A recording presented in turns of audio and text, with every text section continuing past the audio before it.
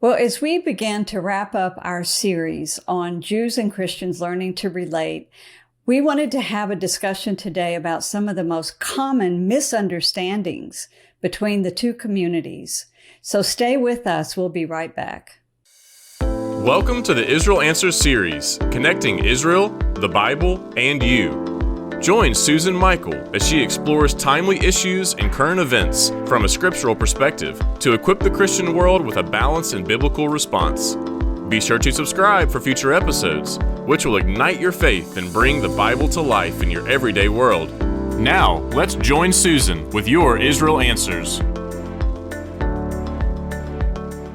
Well, I hope you've been enjoying our series on Jews and Christians learning to relate. And as we have interviewed a number of pioneers, and one of those pioneers was Jonathan Feldstein, who is the founder and president of the Genesis 1-2-3 Foundation.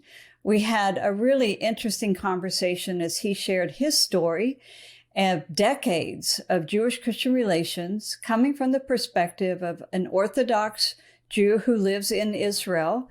And if you did not get to hear that interview, we're going to link to it in today's show notes so that you can get to know more about him and his story.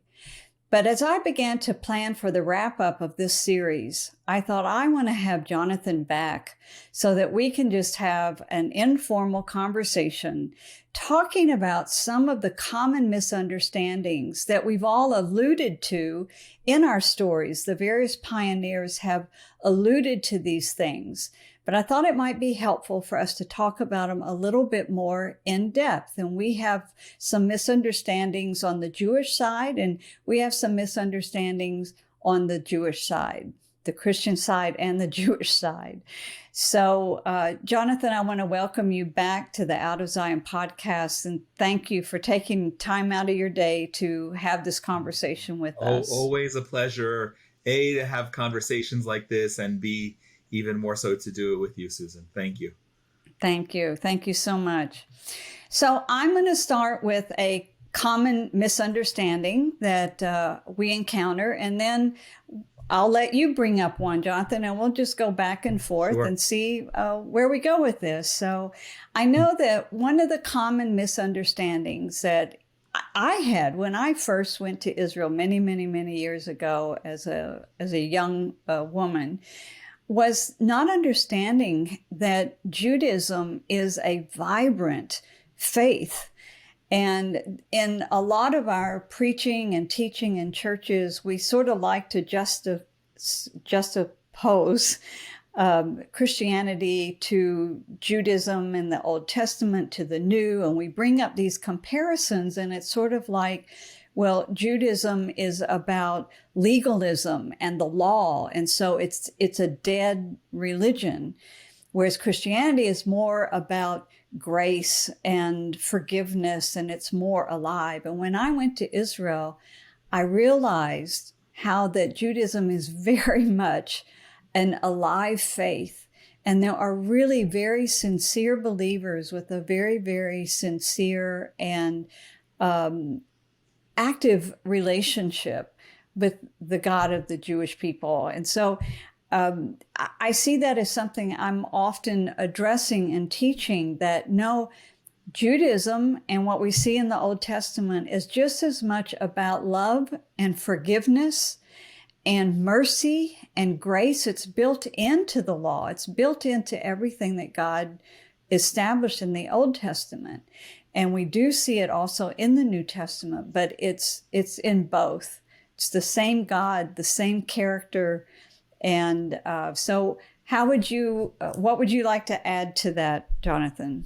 Well, first of all, you're right. And people who don't, it's perfect that we're speaking about misunderstandings, because misunderstandings can be interpreted as a difference or just a lack of understanding. And there is a lack of understanding, because why would you know when you are growing up, unless you're completely engrossed with Jews and Judaism, or myself? I grew up in New Jersey.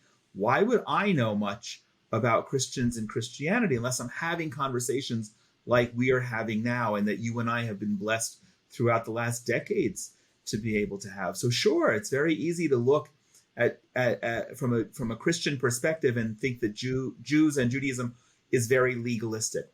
Well, it is, but what a lot of Christians don't understand is that it's through that, first of all, that's preserved us as a people, but second of all of these legalisms, at least how I look at it and how I experience it in my life, connect me deeper with God. So when we speak about Shabbat, okay, a lot of Christians will understand that Shabbat is the day that we don't work. But what does that mean? And I'm not going to go into that right now. We can have that conversation another time. But every little time, oh, here's a great story. I don't know if I ever shared it with you. When I had a fire in my house a few years ago on a Friday night, it was going through my mind about how to deal with the fire on Shabbat. And of course, at the moment, I was concerned about protecting my family, but I was doing so through my relationship with God, through how we interpret that. So yeah, unless you have an opportunity to come to Israel, to really experience Israeli life, or do Shabbat in a community overseas and get to know, which is something we spoke about last time, get to know Jews and the Jewish culture, it's legitimate to think that we're only legalistic. But then, of course, I know many Christians, in fact, who will say, well, they're not under the law. Okay, great. Well, are they going around committing adultery? Are they going around murdering people, not honoring their parents, and taking God's name in vain? Also, no.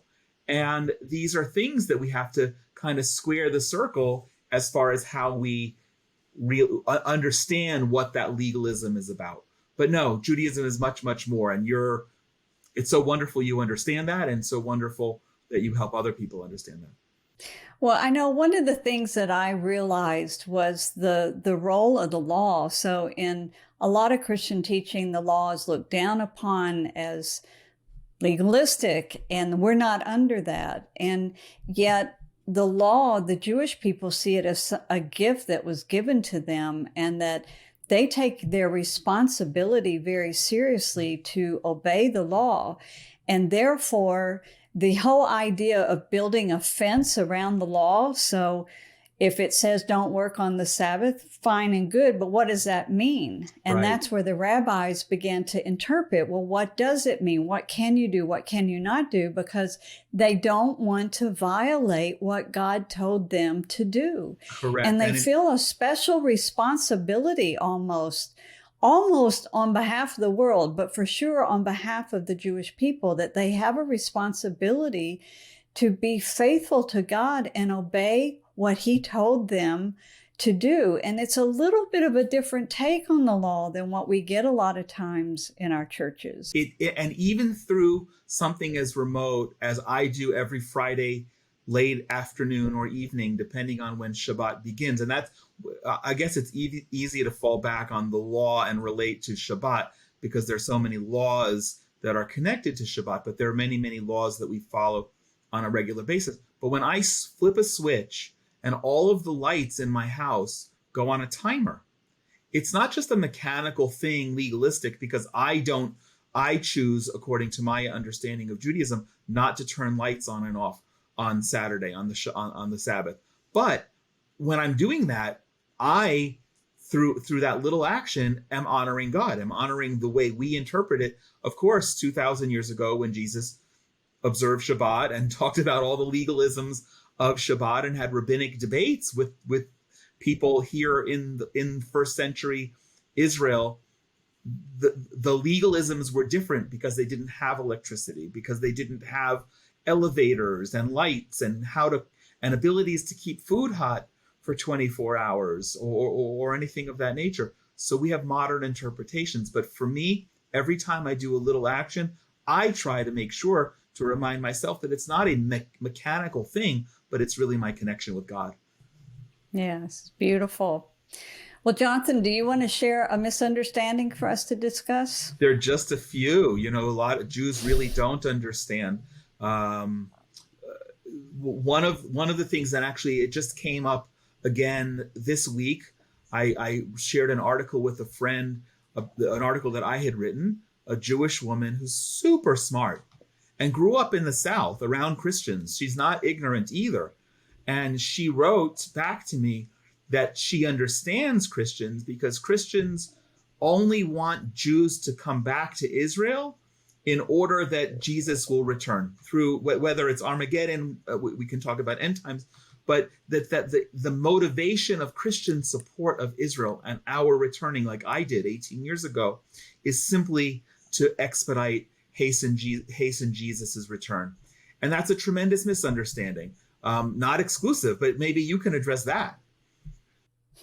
Yes, because actually the Bible doesn't say that. And I've heard it many, many times over the years that it's required that all the Jews return to Israel so Jesus can come back. And I've been told that actually there is a branch of Orthodox Judaism that believes that, but it's not taught in Christian churches. There's great debate as to whether anything is required to happen before Jesus returns. And there is a school of thought in Christianity that says he could return at any moment. So there is nothing that is required to take place. There's others that quote a verse that says that the gospel will go out into all the nations and then the end will come. So maybe we have to be reaching all the unreached people groups in the world with the gospel before Jesus will return. Only when you begin to delve in and deal with the prophecies towards the Jewish people and about Israel, do you begin to see that, well, maybe the Jews do need to be back in the land because Jesus isn't going to return to a Gentile Jerusalem. I mean, he's going to return to a Jewish Jerusalem. So maybe there is some requirement, but I will say it's hardly ever discussed in churches. It's never talked about in that way. And so this really is a very big misunderstanding that this is like a big requirement and we all know it and we're all teaching it. And that's what this is all about. And right. It comes across even really more not as a requirement. It comes across as a nefarious ulterior motive. And by the way, I mean, first of all, of course we disagree on Jesus, and that's fine, and that's a much bigger conversation. But we all want Messiah. So there's nothing wrong with all of the Jewish people being here in the land. But Jews look at that as Christian support of it as somehow being one-upsmanship, as a victory over the Jewish people. And we interpret it differently, but we're really looking ultimately for the same thing. That's right. So I'll bring up another misunderstanding that I find that goes along with this. And that is that when I speak to Jewish audiences, I find that they're always concerned about these end time prophecies and that's really why we're doing this. And some of the end time prophecies are hard, and it may be about war. It may be about an Armageddon. It may be, they're like, this is why you really support us, is because you want 2/3 of us wiped out in a war or this kind of thing. And what I find is that actually they're totally ignorant to the fact that most of those scriptures are from the Jewish Bible. They're from the Hebrew scriptures, the Hebrew prophets. And that if somebody is talking about a war, they're usually going to be quoting out of Zechariah or one of the Hebrew prophets. And then it's confirmed in the New Testament in the book of Revelation, which is full of visual, it's not concrete. It's like there's a lot of interpretation that you have to bring into the book of Revelation to understand what it's really conveying.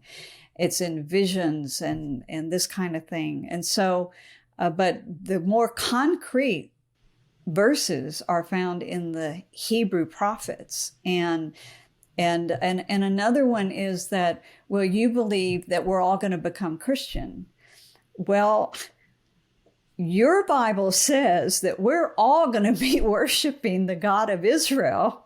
And it just so happens we believe that Jesus is the Jewish Messiah but it's your scriptures that are saying that. Right. And I remember one time I spoke to a Jewish group, and afterwards an elderly man came up to me and he was completely blown away. He had no idea that most of the Christian Bible was actually the Hebrew Bible. He didn't even know it. Right. And therefore, a lot of Jews, secular Jews, don't even know what their own Bible says, so they don't know that we're actually quoting their Bible. 100%. You really nailed it on the head, and you used the word ignorant. And I know you didn't use it. Ignorant can become a pejorative word. It's not, but people who are not aware of what the Hebrew Bible, the Torah says, really don't know. And I think that we overall don't dwell on end times theology or what's going to happen, and there aren't a lot of Jews who run around. It's I think much more a Christian phenomena, run around saying, well, we're in the end times, it's the beginning of the end times, and we have to prepare. And there are some people who are brazen enough to say that they know when that's happening.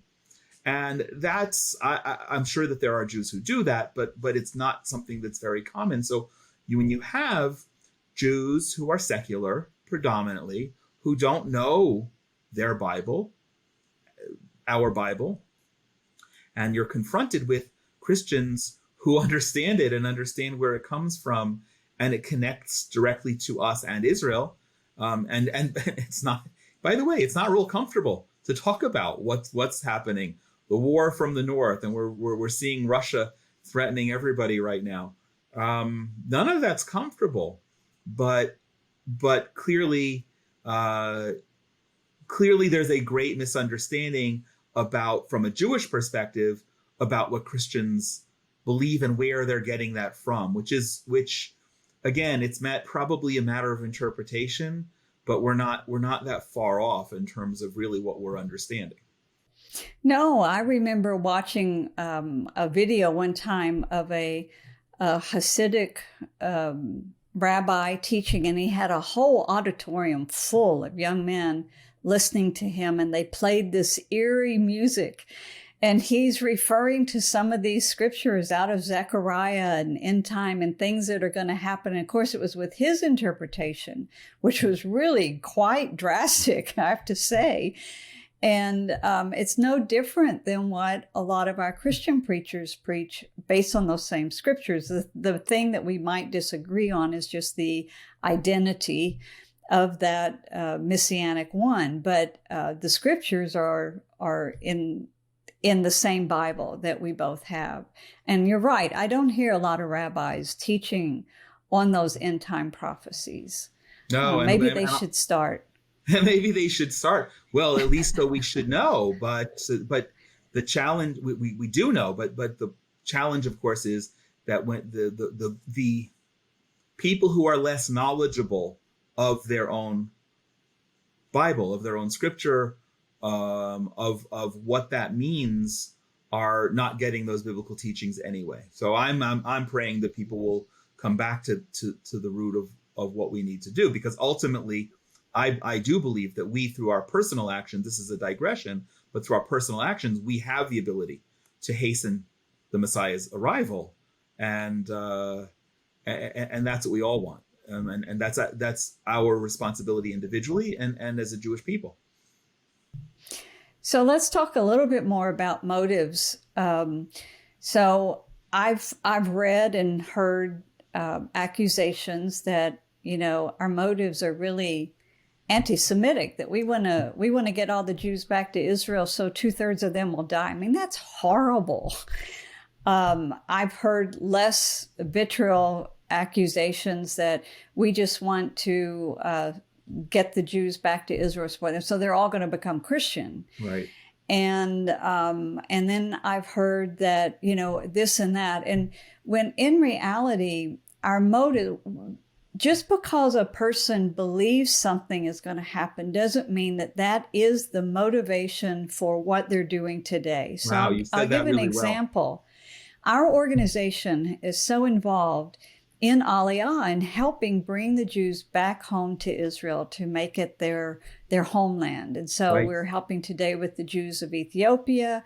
We helped with the lost tribe of Manasseh in India. We're helping now with the Ukrainian refugees from the Russian Jews. We've been doing this for Decades. 25, 30 years now. And but what is our motive? Is our motive because we have some bad motive, or it's all about end time events? And the answer is no. Our motive is that, first of all, we see God's hand at work in this. And if he's busy at work bringing his people back to their land, we want to be involved. Basically, we just want to be involved in it. But secondly, there are prophecies in the Hebrew scriptures that say the Gentiles will assist in this return. So we feel we're called to do this. Correct. And that's a very strong motivation, that we are called to assist based on the Hebrew scriptures. Right. And none of these are bad motives whatsoever. We see God blessing the Jewish people. We want to bless them. We also see in Genesis 1-2-3, as you call your foundation, or Genesis 12:3, that God promises he'll bless us. Correct. For blessing his people. Correct. And those really are the main motives that I see in Christians involved in this work. Well, I agree with you, because I see that. But most Jews, I when I say most Jews, I really do believe that it's most, though I might be statistically wrong. Most Jews don't understand that. But it's fascinating and completely appropriate that you use the example that's prophetic of our return. You didn't talk about Christians participating in the startup nation, another tremendous miracle. And not that that's a bad thing.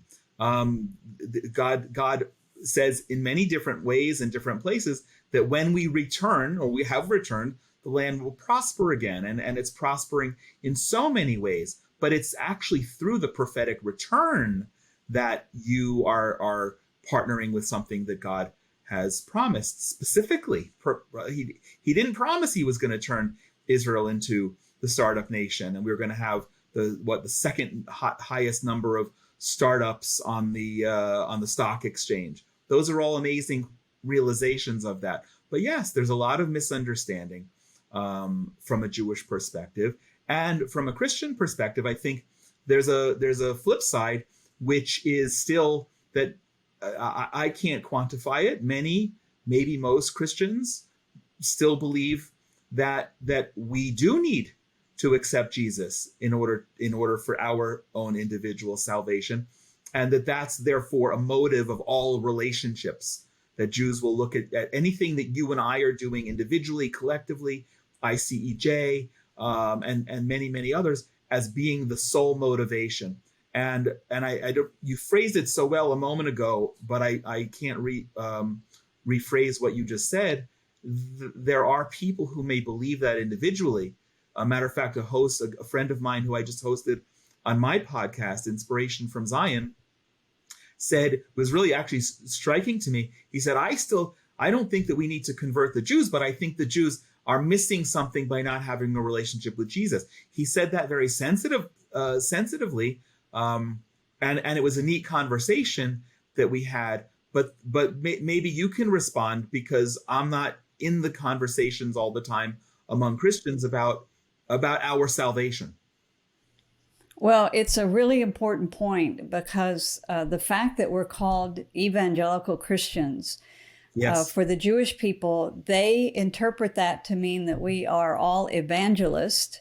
And even in Hebrew, the term has been translated into Hebrew as evangelistim, which when an Israeli then converts that to English, they call us all evangelists.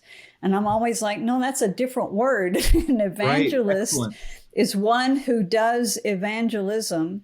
An evangelical is one who believes certain things. And so there's 4 pillars of evangelicalism. And one is the authority of the Bible. That's why we're always quoting the Bible. Secondly is that we then hold to the key doctrines of the Bible. Thirdly is that we believe in salvation through Jesus alone. And then fourthly, that we believe in the importance of sharing the good news of Jesus with the world. So the Jewish community interprets all of that as an evangelical Christian is all about converting me to Christianity, and therefore they're seen as the enemy because of what we believe. And so, yes, we believe in the importance of sharing this good news with everyone, but that doesn't mean we believe in ramming it down anybody's throat. It doesn't mean we believe in tricking anybody into converting. And it doesn't mean that that is the sole motivation for everything that we do in life. Right. But yes, Jesus is a great blessing to me, and I'm so grateful for what he did in my life. And I would want everyone to have that blessing and to have that great experience. But it doesn't mean that I'm going to misuse that and make it just a sole motivation for everything I do for Israel and the Jewish people. Right. You know, I want to share something. You always speak so authoritatively and sensitively, but I had a friend who unfortunately died in the last year, and every time I was with her, she would tell me right then, Jonathan, you need to get down on your hands and knees and accept Jesus to be saved. And she did it out of love. See, that's the other thing that Jews don't understand. It's almost as if it's sort of like a victory. Christians are trying to have a victory over Jews. It's still uncomfortable, but I understood. And I remember visiting with another friend who said, but of course we want all Jews to have a relationship with Jesus because that's how we believe that that's the path of salvation. Now, the only path of salvation. And we disagree on that. But when at least a Jewish person understands that it's coming from a position of love, to me, that's disarming. I can have a conversation with somebody as compared to somebody who is just trying to convert me and take me away from the traditions that I live now that are thousands of years old.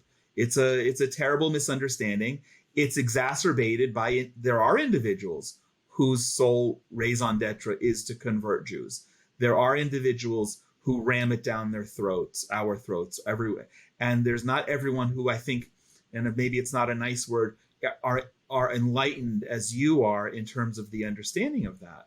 But when we have these conversations, it creates understanding, albeit amid differences.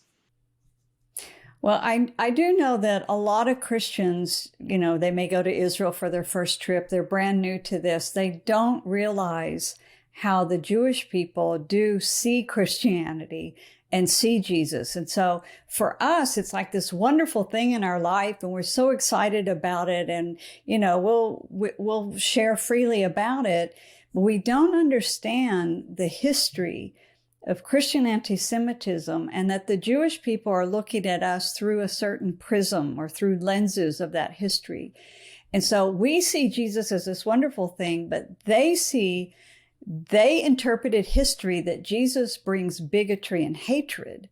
Now that's a shocking thing for a Christian to realize. And it's not because Jesus, he certainly did not bring hatred or bigotry, but his children did.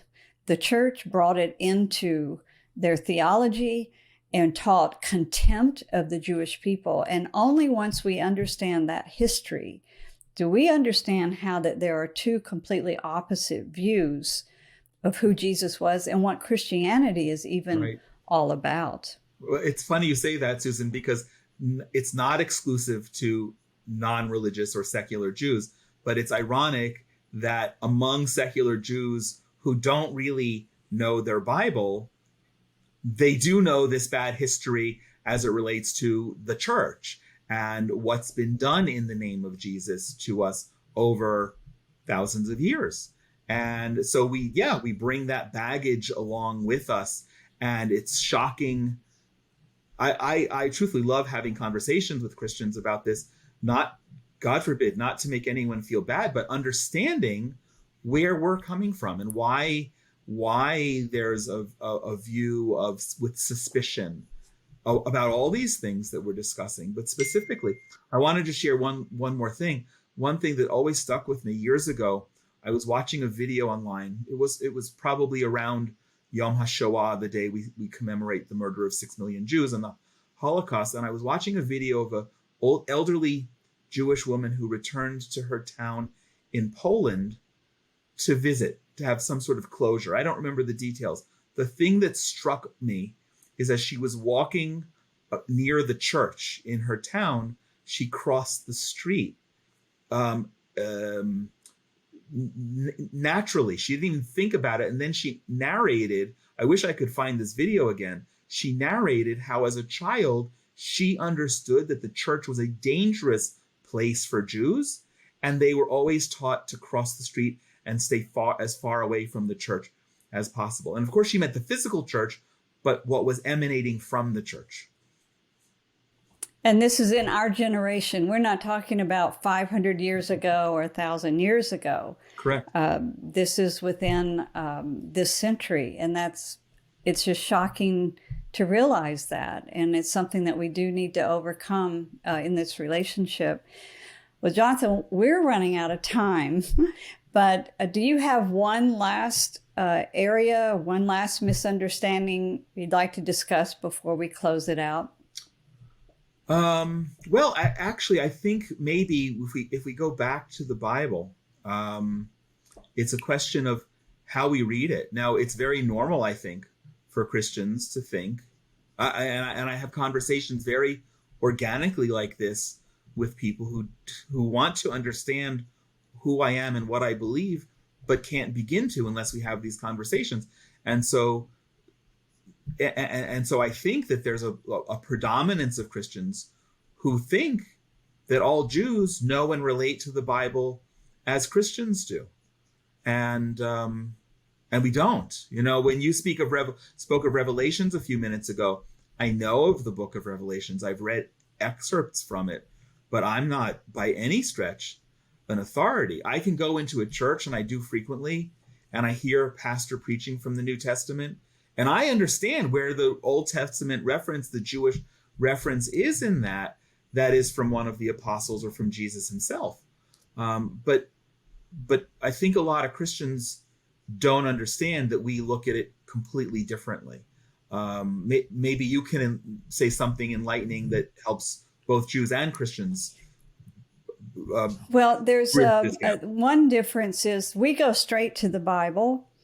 And for the Jewish people, there's a lot of, you first go through rabbinic interpretations of the scriptures, and you study what all these rabbis throughout the ages commented on that verse, or how they interpreted it and how they saw it. And that is one difference. And I do think that, I would love to study under a rabbi to teach like the book of Zechariah, just to go back to our earlier conversation about the end time events, to hear how they do interpret it, because it is different. And I'm afraid I'm not even able to articulate, but from the Christian perspective, especially from the Evangelical Christian perspective, we go straight to the Bible and we believe it to say what it was written to say. So some people would say it's a literal interpretation. It's actually not. It's what we call a contextualized interpretation. So if it's poetry, we interpret it as poetry. If it's a song, we interpret it as a song. We don't interpret everything literally, but we interpret it literally as it was written, what it was meaning to say. And so we study it directly. And to me, that's one difference.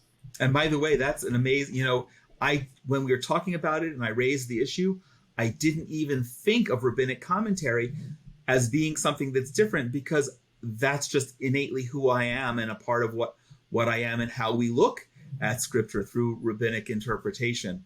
And yeah, you're right. It's not just old and new, and people get offended by old, new, and different names. I don't get bothered by that. But you're right. We have thousands of years of rabbinic interpretation that we consider the oral law, and that's got equal status with the original written law that God gave Moses. So it's a fascinating understanding, and you're right. Christians don't begin to understand it. The only time I actually heard a Christian speak in a church about the Talmud was in a pejorative way, about the things that the rabbis in the Talmud would say about Jesus. And I don't have a source on that. But it was interesting to me and disappointing that was the reference as compared to our peeling back the layers of the onion to understand and have a deeper relationship. But you raise a very good point about even the difference between the written law and the oral law. So we're just dealing with the written. Yep. And yet Judaism has this whole oral tradition of the oral law and the rabbinic commentary on it and the Talmud and et cetera, et cetera. So, well, listen, Jonathan, this is fascinating. We could go on for a long time discussing all of this. It's great, but we so appreciate you giving of your time today because you and I we're on the same page here. We've had a lot of the same experiences over the years. And so to discuss them, but each from our own perspective, I trust that our audience has really enjoyed it. So I know I have, and I thank you, Jonathan, very much for joining us today. It's a pleasure, and I hope, because we've been discussing misunderstandings, that I hope this contributes a little bit more to understanding.